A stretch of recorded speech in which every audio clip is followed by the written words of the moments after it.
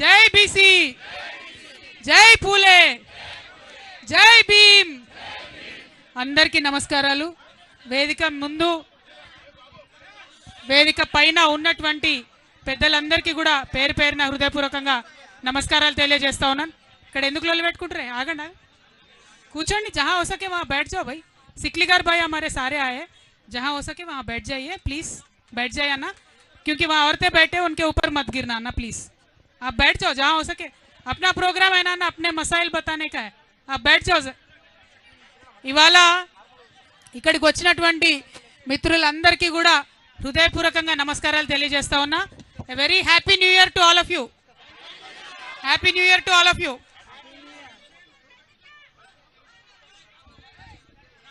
అట్లానే ఇవాళ జనవరి 3వ తారీఖు అంటే భారతదేశ వ్యాప్తంగా ఉన్నటువంటి మన ఆడబిడ్డలకు పండగ దినం. సావిత్రిబాయి పూలే గారి జన్మదినం. మరి సావిత్రిబాయి పూలే గారి 194వ జయంతి సందర్భంగా అందరికీ కూడా హృదయపూర్వకంగా నా శుభాకాంక్షలు తెలియజేసుకుంటా ఉన్నాను. మరి సావిత్రిబాయి పూలే అంటే ఆమె మామూలు బిడ్డ కాదు, ఒక పులి బిడ్డ. భారతదేశ వ్యాప్తంగా ఉన్నటువంటి ఆడబిడ్డలందరూ ఇవాళ చదువుకుంటున్నారంటే రోజు పొద్దున్న లేస్తే ఆమెకు దండం పెట్టుకోవాల్సినటువంటి పరిస్థితి. మరి సావిత్రిబాయి పూలే గారు తన జీవిత ప్రస్థానం మొదలుపెట్టినప్పుడు ఆమె కూడా చదువుకోలేదు, కానీ ఒక మహనీయుడిని ఆమె పెళ్లి చేసుకున్నది. బాపు జ్యోతిబా పూలే గారు పెళ్లి చేసుకున్న తర్వాత తన భార్య చదువుకోవాలని దగ్గరుండి భార్యను చదివించిన తర్వాత సావిత్రిబాయి పూలే గారు అనేక మంది ఆడబిడ్డలకు తను స్వయంగా చదువు చెప్పింది. ఎంతోమందికి చదువు నేర్పినటువంటి వ్యక్తి సావిత్రిబాయి పూలే గారు. మరి ఆ ఇద్దరు పుణ్య దంపతులు ఉద్యమంలోనే కాదు అన్నిట్లో కూడా జీవిత పర్యంతం కలిసి కష్టపడ్డారు. మొత్తం సమాజ ఉద్ధరణ చేయాలంటే విద్యా వికాసం కావాలని చెప్పి వారిద్దరు విద్య కోసం ప్రయత్నం చేసిండ్రు. చాలా అవమానాలు చేసిండ్రు. పాపం ఆమె బజార్లో నడిచిపోతుంటే రాళ్లతో కొట్టిండ్రు. ఒకప్పుడు మీద పేడ నీళ్లు చల్లినటువంటి పరిస్థితి ఉండే. అయినా సరే మొక్కువోని ధైర్యంతో మరి సమాజ వికాసమే నాకు కావాలని ముందుండి పోరాటం చేసినటువంటి మహనీయురాలు సావిత్రిబాయి పూలే. వారి జయంతిని ఇంత పెద్ద ఎత్తున మనం సెలబ్రేట్ చేసుకోవడం అన్నది నిజంగా తెలంగాణ బీసీ బిడ్డలది, తెలంగాణ బిడ్డలందరికీ కూడా జన్మ ధన్యమైనట్టుగా నాకు అనిపిస్తూ ఉన్నది. అదేవిధంగా మరివాళ మనం సావిత్రిబాయి పూలే గారి జన్మదినం సందర్భంగా ఇంతమందిని కలిసినాం. ఆవిడ ఉద్యమ స్ఫూర్తిని మనం ముందుకు తీసుకెళ్లాల్సినటువంటి అవసరం ఉన్నది.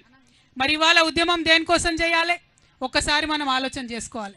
చరిత్ర తెలుసుకున్నోడే భవిష్యత్తు నిర్మాణం చేస్తారని చెప్తారు. మరి 75 ఏళ్ళు అవుతుంది భారతదేశానికి స్వాతంత్రం వచ్చి. మరి ఇక్కడ ఇంతమంది బీసీ బిడ్డలు ఉన్నాం. ఈ 75 ఏళ్ళ స్వతంత్ర భారతదేశంలో మనకి ఏం జరిగిందన్నది ఒకసారి ఆలోచన చేసుకోవాలి. నిజానికి చాలా మంది గొప్ప గొప్ప మాటలు చెప్తారు. కులం లేదు, కులరహిత సమాజం నిర్మిస్తామని చెప్తారు. కానీ అది వాస్తవమా? భారతదేశంలో కులం ఉన్నది, అది వాస్తవం. ప్రతి ఒక్కరం కులాల ఆధారంగానే బతుకుతా ఉన్నాం, అది కూడా వాస్తవం, కాదనలేనటువంటి వాస్తవం. అయితే భారతదేశ రాజ్యాంగం రాసినటువంటి పెద్ద మనుషులందరూ కూడా కులం వాస్తవం కాబట్టే కులం ఆధారంగా కొన్ని రక్షణలు కల్పించినారు. చాలా సంతోషకరం.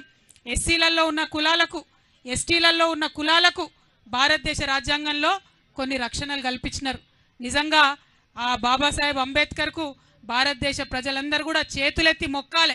లేకపోతే ఎస్సీ ఎస్టీలకు ఇంతవరకు కూడా ఎటువంటి ఫలాలు కూడా దక్కకపోతుండే.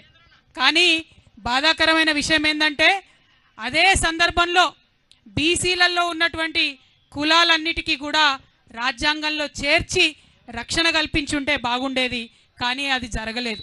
మరి అది జరిగి ఉంటే ఇవాళ నేను బలంగా చెప్తా ఉన్నా, మన బీసీల సంఖ్యాబలంతో నేను చెప్తా ఉన్నా, ఆనాడే రాజ్యాంగంలో బీసీలకు రక్షణ దొరికి ఉంటే ఇవాళ భారతదేశం అభివృద్ధిలో అమెరికాను దాటేసి ఉండేది అనేటటువంటి విషయాన్ని మనం ఈ సందర్భంగా చెప్పుకోవాల్సినటువంటి అవసరం ఉంది.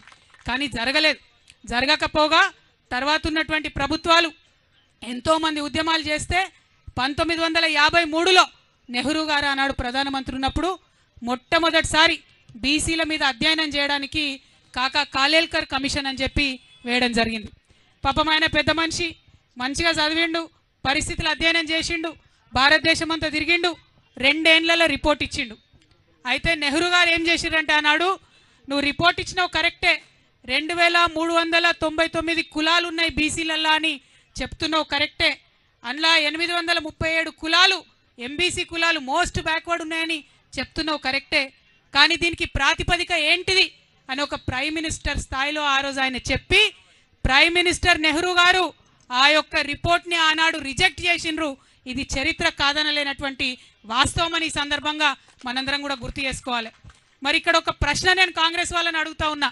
నెహ్రూ గారే కమిషన్ వేసిరి, 2 ఏళ్ళు ఆ కమిషన్ నెహ్రూ కేర్ కిందనే పనిచేసే, మరి ఏ ప్రాతిపదికన పనిచేసిందో ప్రధానమంత్రి గారికి తెలియలేదంటే, ఆ 2 ఏళ్ళు రివ్యూ చేయలేదంటే మరి ఇది కాంగ్రెస్ పార్టీ బీసీలకు చేసిన ద్రోహం కాదా అని చెప్పి నేను ఇవాళ ప్రశ్నిస్తున్నా. ఇవాళ ఇక్కడ మనం ఆలోచన చేసుకోవాలి.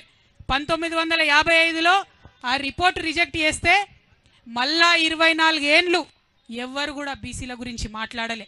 ఎక్కడా కూడా బీసీలకు ప్రభుత్వం కేంద్ర స్థాయిలో ఏమీ కూడా చేయలే. అప్పుడేం జరిగింది?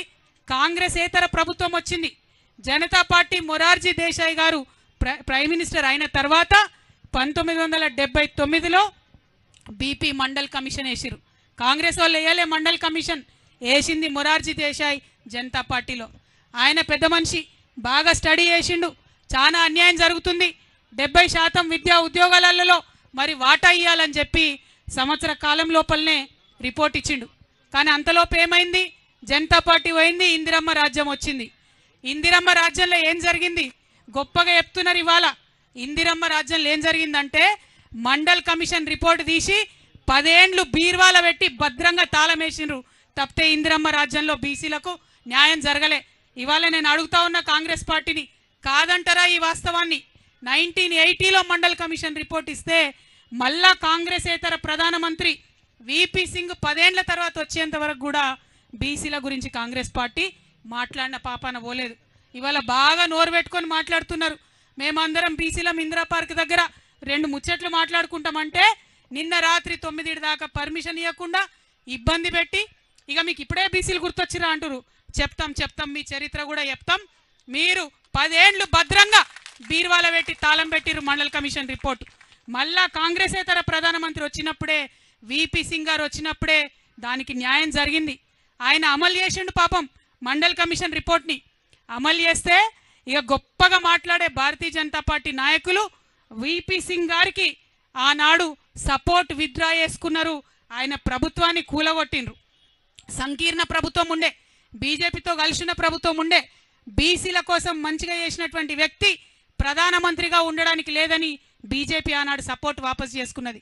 ఇది కాదా, ఇది తప్ప బీజేపీ నాయకులు ఇవాళ ఆన్సర్ చేయాలి.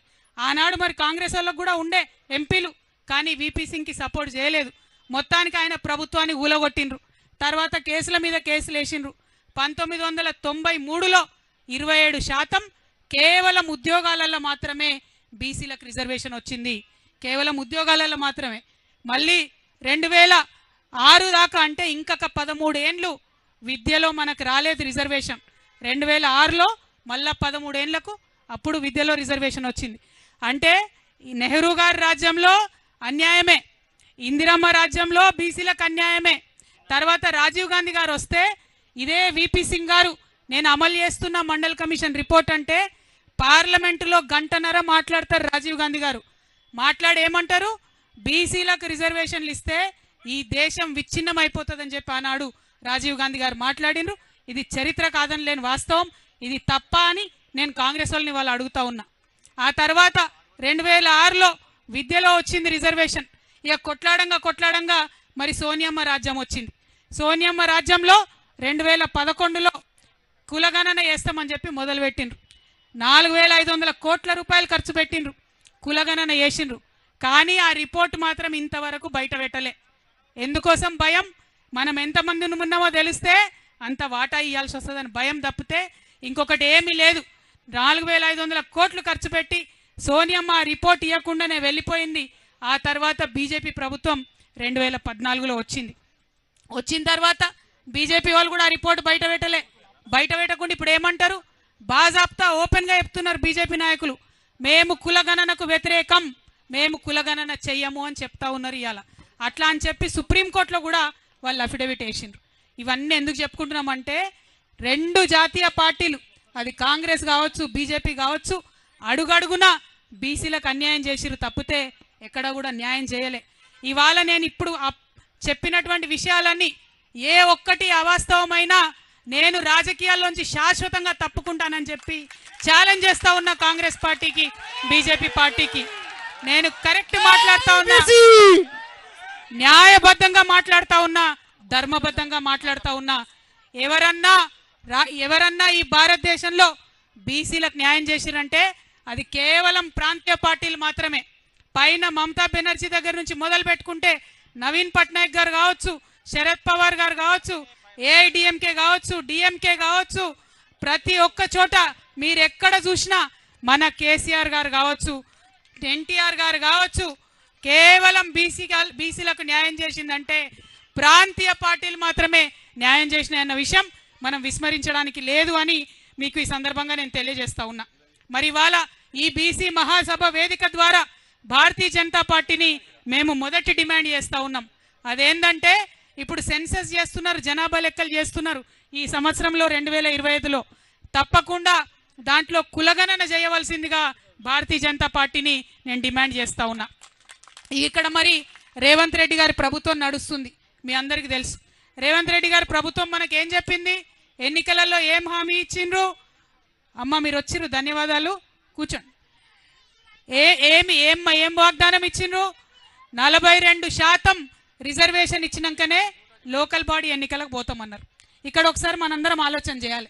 ఎన్నికల్లో హామీ ఇచ్చేటప్పుడు తెలియదా ఎట్లా చేయాలనో? 42% ఉట్టిగానే హామీ ఇచ్చేస్తారా? అంటే ప్రజలకు ఏది పడితే అది చెప్పి తర్వాత సంగతి తర్వాత చూడాలనుకున్నారా? మీరు 42% ఇవ్వాలని చెప్పినప్పుడే మీకు తెలుసు, ఏం తెలుసు మీకు ముందట కర్ణాటక ఫెయిల్యూర్ స్టోరీ ఉంది, బీహార్ ఫెయిల్యూర్ స్టోరీ ఉంది. దాని తర్వాత మీకు తెలుసు మొట్టమొదట డెడికేటెడ్ కమిషన్ వేయాలని తెలుసు. మహారాష్ట్రలో కూడా మీరు ఫెయిల్ అయిపోయినరు. ఈ వివరాలన్నీ కూడా మీకు తెలుసు. తెలిసి కూడా అధికారంలోకి వచ్చిన వెంటనే మొదటి నెలలనే బీసీ డెడికేటెడ్ కమిషన్ వేసేది ఉండే. జై తెలంగాణ. ఒక్క నిమిషం వాటర్. కానీ దయచేసి మీరు వచ్చిన వాళ్ళందరూ కూడా మీకు ఒక విజ్ఞప్తి, పేరు పేరున మీ ప్రతి ఒక్కరికి ధన్యవాదాలు తెలియజేస్తూ. థ్యాంక్ యూ నర్సింగ్, జై బీసీ. ఇవాళ ఇక్కడ రేవంత్ రెడ్డి గారి ప్రభుత్వం నడుస్తూ ఉన్నది. ఈ ప్రభుత్వం మనకు హామీ ఇచ్చింది. ఏమని హామీ ఇచ్చింది? 42% మేము రిజర్వేషన్ చేసినాకనే ఎన్నికలకు పోతామన్నారు. మీరు 42% లోకల్ బాడీలో రిజర్వేషన్ ఇవ్వాలంటే అధికారంలోకి వచ్చిన నెల లోపలనే బీసీ డెడికేటెడ్ కమిషన్ వేయాల్సింది. వేయలేదు మీరు. మేము గుర్తు చేసినాం. తెలంగాణ జాగృతి నుండి జనవరి 26, 2024లో మేము రౌండ్ టేబుల్ సమావేశం పెట్టి మరీ గుర్తు చేసినాం. మీరు ఇస్తామన్నారు, మీరు డెడికేటెడ్ కమిషన్ వేయండి, మీరు ఇస్తామన్నారు, ప్రక్రియ ప్రారంభించండి అని. కానీ చేయలేదు.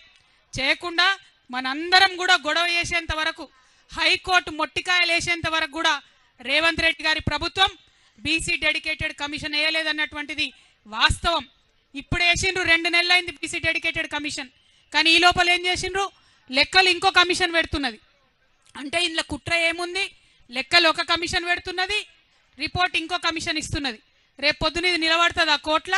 ఇగో ఇవాళ అందుకే పెట్టినాం బీసీ మహాసభ. ఉట్టిగా పెట్టలే, మాకు తెలియక పెట్టలే. కాంగ్రెస్ నాయకులు నన్ను అడుగుతున్నారు, ఎందుకు మాట్లాడుతున్నావు అని.